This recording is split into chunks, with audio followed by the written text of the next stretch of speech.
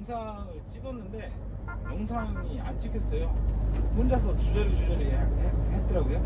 지금 보니까 전화가 꺼져 있어갖고 하여튼 오늘은 말일이고요.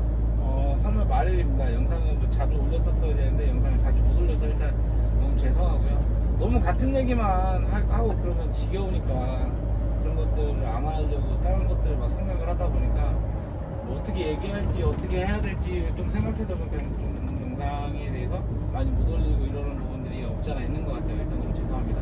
일단은 말일이라서 제가 일단 영상을 또 찍게 됐고 이제 제가 말일이 지나고 한 4월 초쯤 되면 제가 지금까지 일했었던 것들에 대한 정산서나 뭐 이런 것들을 받게 되겠죠. 그렇게 되면 제가 정산 금액이 얼마인지 아니면 여기서 여기까지 오는 금액이 얼마인지 이런 것들을 대충 한번 얘기를 한번 해드릴게요. 정확하게는 얘기를 하는 건 좀 그렇지만 대략적으로 얘기를 한번 해드려서 출애화를 시작하시는 분들이 이 정도 금액으로 이 정도를 정산을 받는구나 이런 금액을 아셔야지 이제 이거를 시작할지 말지를 결정을 하실 것 같아서 그런 것들 한번 얘기를 해드릴게요.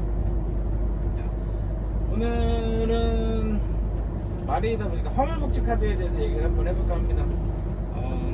제가 화물복지 카드를 처음 써봐요. 그래서 신기한 부분도 되게 많고 몰랐었던 부분들도 되게 많아서 아마 화물 일을 시작을 하시는 분들은 이 화물복지 카드를 잘 모르실 것 같아서 제가 그 부분에 대해서는 한번 얘기를 한번 해드리는 게 좋을 것 같아서 얘기를 하는 거고요. 화물복지 카드는 은행에서 발급이 되는 카드도 있고 현대랑 삼성에서 발급이 되는 카드도 있습니다. 신한, 우리국민, 그 다음에 또 어디지? 외환인가? 하여튼 신한, 우리국민에서는 나오는 것 같고요. 그 다음에 현대랑 삼성에서도 나오는 것 같은데 일단은 카드가 연회비가 없는 카드고 이건 지자체 승인을 받아야 되는 카드예요. 화물복지 카드는 말 그대로 화물차의 복지 증진을 위해서 나라에서 지원을 해주는 카드거든요. 그러다 보니까 국토부에서 어느 정도 그 기름값을 지원을 해줘요. 그런 카드다 보니까 지자체에서 별도 승인을 받아서 나오는 카드입니다. 연회비는 당연히 없고요. 연회비 없는 카드고요. 그래서 이제 근데 혜택은 제가 카드 한 장 만드는데 되게 여러 가지 한번 따져봤거든요. 저 원래 그런 스타일은 아닌데 제가 여러 가지를 한번 따져봤는데 비슷해요. 전부 다 비슷해요. 그러니까 카드 회사도 누가 하나 어디가 하나가 좋다 이거를 얘기하기가 좀 힘들더라고요. 그러니까 어디 하나가 좋다 뭐 이렇게 얘기하면 그쪽으로 막 나도 할 텐데 그런 게 없어요. 그냥 뭐 이거 되면 이게 아쉽고 저 카드는 이게 아쉬운데 이게 좋고 이런 거더라고요. 그래갖고 어찌됐든 다 똔똔이 비슷한 것 같아요. 근데 제일 중요한 건 어차피 국가보조 카드니까 내가 기름을 어디 주유소를 주로 이용을 할 거냐 이게 가장 중요한 것 같고 저는 제 집 앞에 있는 주유소가 S오일과 GS예요. 화물차 우대 주유소가 S오일이랑 GS인데 그래서 S오일이랑 GS에 혜택이 많이 되는 카드로 만들었습니다. 그 삼성 카드로 만들었었고 발급 수요 기간은 한 3일 정도 걸렸어요.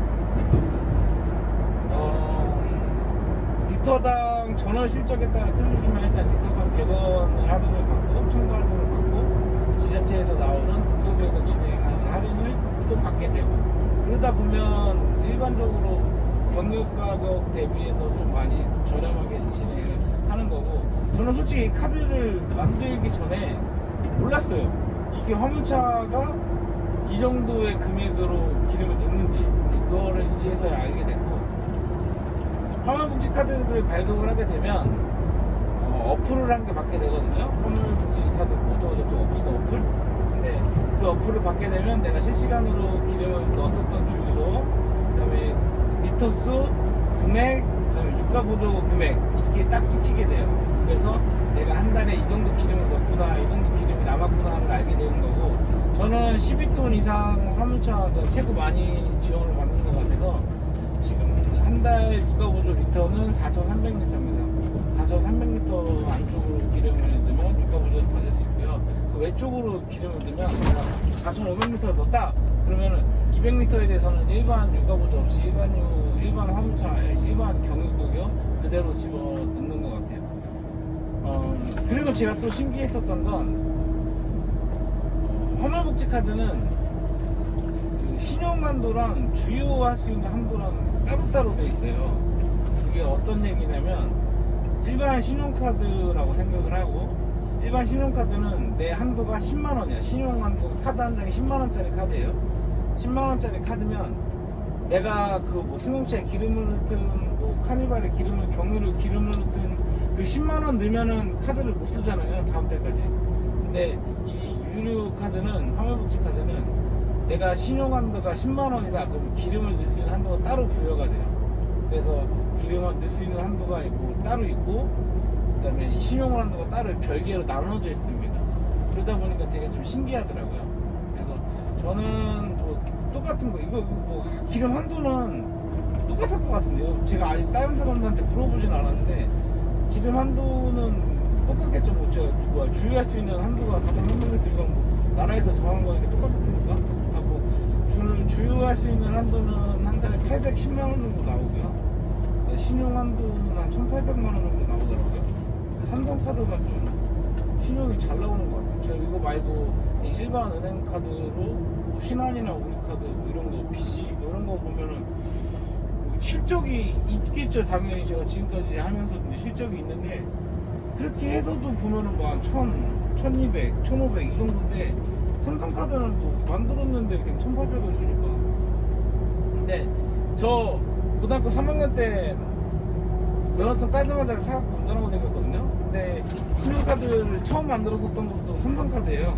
근데 그때 삼성카드 맨 처음에 시작할 때 제가 잘은 기억 안 나는데 300만 원인가부터 시작을 했어요. 근데 그 제가 20살 때까지 썼을 때 한도가 1,500까지 올라가더라고요. 이게 말도 안 되는 거예요. 근데 지금은 그렇게 안 된다고 하더라고요. 근데 제가 맨 처음에 고등학교 3학년 때 카드를 만들 때는 카드를 뭐 많이 쓰는 뭐 이런 것들이 별로 없었고, 나라에서도 카드를 많이 써야 된다고 장려를 많이 했었고, 신용도 한도도 많이 늘려주는 뭐 그런 게 있었어요. 초창기라서.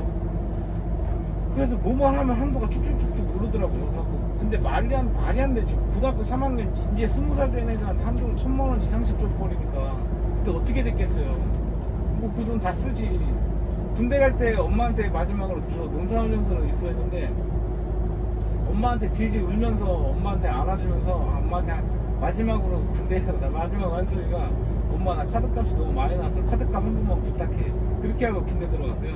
카드값 너무 많이 나와서. 하여튼 뭐 그렇게 해서 진행이 됐었던 건데, 그래서 그 기억에 뭐 GS랑 SOL도 할인도 많이 해준다고 하고, 그래서 제가 삼성카드로 진행을 했었던 거고요. 이거 말고도 뭐 다른 카드 한 개 더 신청할 생각을 하고 있습니다. 주유소로 들어가게 되면 그 주유소에 맞게끔 해서 진행을 하려고 생각을 하고 있어요. 이게 또 굳이 못하는 게 카드사별로 할인하는 금액들이 일단 최대 100원 정도가 나오거든요. 그러니까 저는 SK를 가면 100원을 할인 못 받아요. 근데 GS나 SO를 가면 100원 할인을 받을 수 있어요. 그러니까 저는 SO나 GS를 가는 게 당연히 맞겠죠. SK를 무조건 거릅니다, 지금은.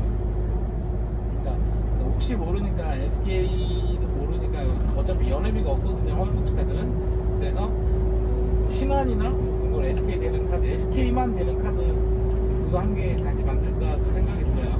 그래서 그걸로 해서 뭐 SK 들어가게 되면 그걸로 기름 넣고, 뭐 다른 데 들어가면 이걸로 기름 넣고 이렇게 해야 되지 않을까라는 생각도 하고 있습니다. 그래서 이게 진행을 했었던 거고, 하여튼 화물차를 운전을 하게 되면 화물복지 카드를 만들게 되는데 이 부분들이 굉장히 좀 생소하더라고요. 그리고 주가보조가 어느 정도 되냐면 저도 정확하게는 뭐 따져봐야지 아는데, 이거 뭐 이런 거 정확하게 얘기해줘도 되는, 대충 한 25%에서 28% 사이 정도 되는 것 같아요. 그러니까 그 금액에 대해서.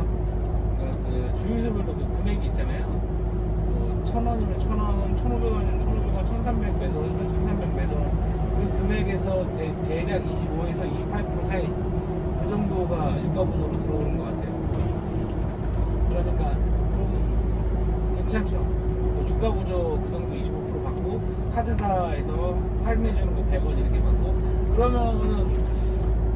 그러면 얼마야? 대략적으로 지금 한 1,300원 이 정도 되는 1300, 제가 저 얼마 기름 넣었지? 1317원짜리에다 기름 넣었거든요. 이런 거에서 기름 넣으면 거의 한 980원? 이 정도 나오는 것 같아요.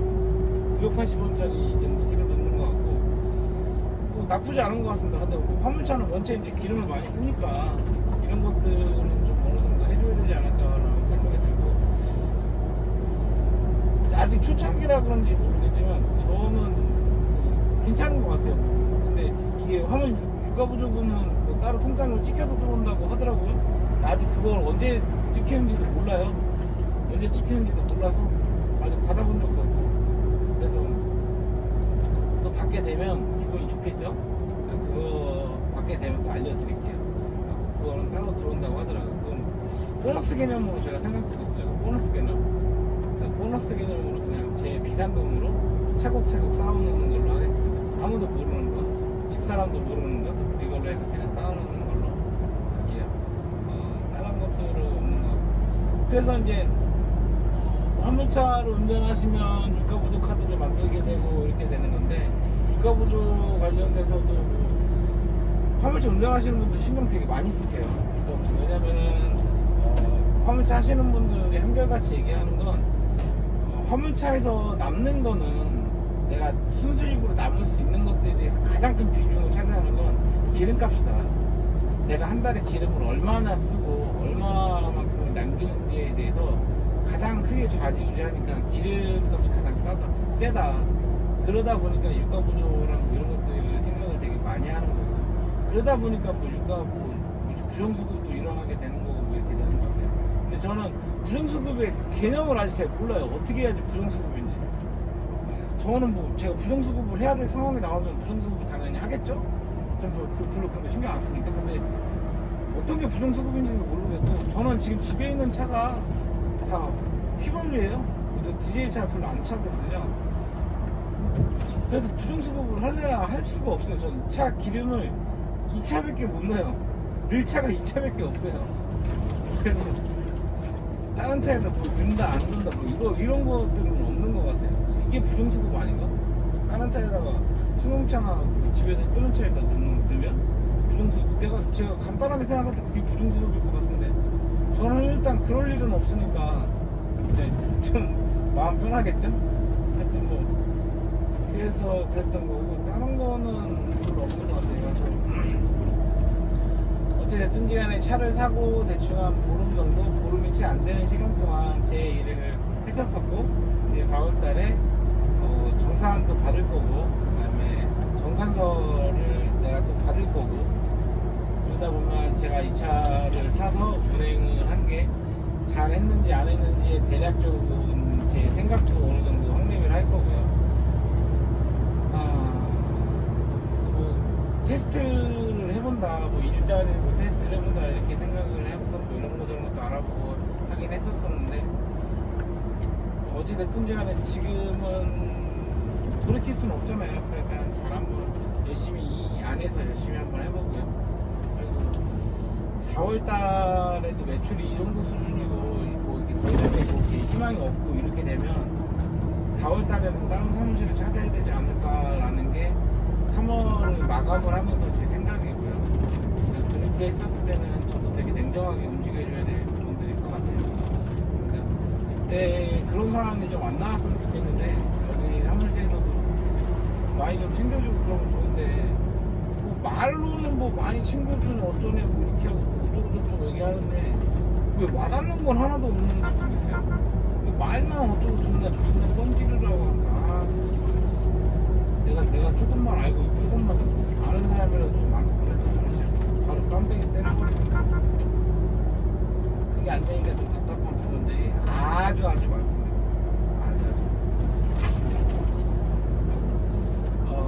그렇게 되는 거고요. 그 다음에 제가 아침에 영상을 잘 안 찍으려고 하는 건, 아침에는 제가 조금 막 바쁘게 움직이거든요. 근데 제가 들어가는 평양 서부가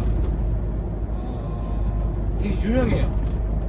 뭘로 유명하냐? 안 좋기로 되게 유명합니다. 안 좋기로. 되게 좁은 데로 되게 유명해요. 좁은 데로.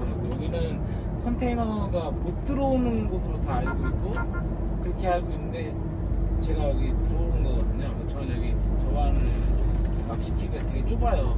신발애들도 여기 되게 힘들고 사고도 되게 많이 나요.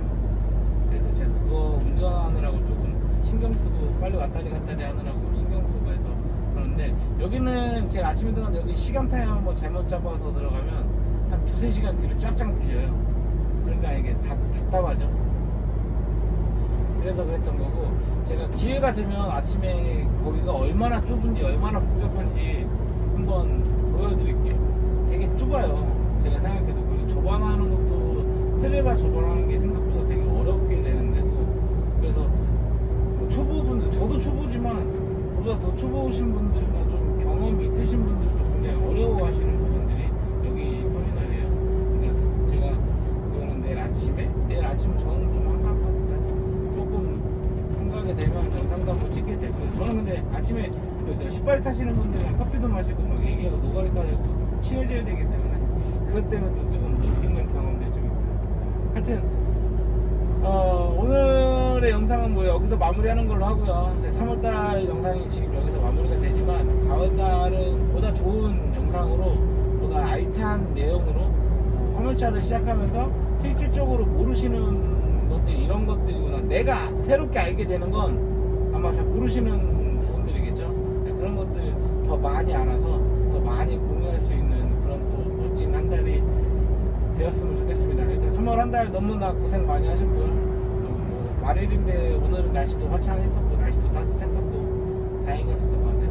4월달도 날씨 좋고 기분 좋은 한 달 보낼 수 있도록 좋은 저녁 됐으면 좋겠습니다. 자, 오늘 영상 여기까지 하겠습니다. 감사합니다.